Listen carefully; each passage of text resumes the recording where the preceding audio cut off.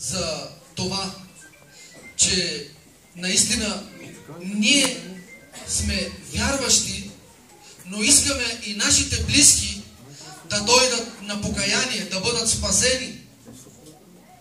Днес е много добър ден за добри вести.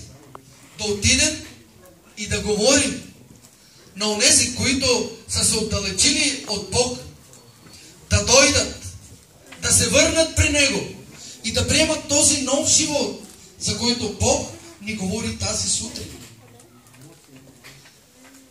Да ги поканим да се покаят, за да бъдат спасени. Днес е добър ден да се посетят болни след обяда. Да посетите, ако имате болни. Ако знаете, че някой брат или сестра са болни, да отидете да ги посетите.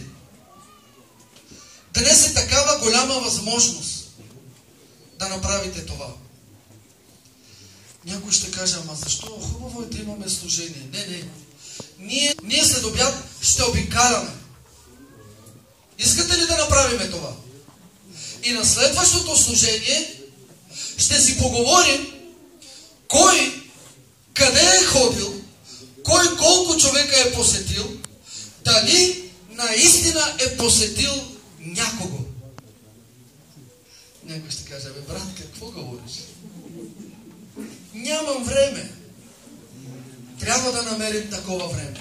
И това е времето. Точно за това днес ние до вечера няма да имаме служба, за да може да посетим нашите близки.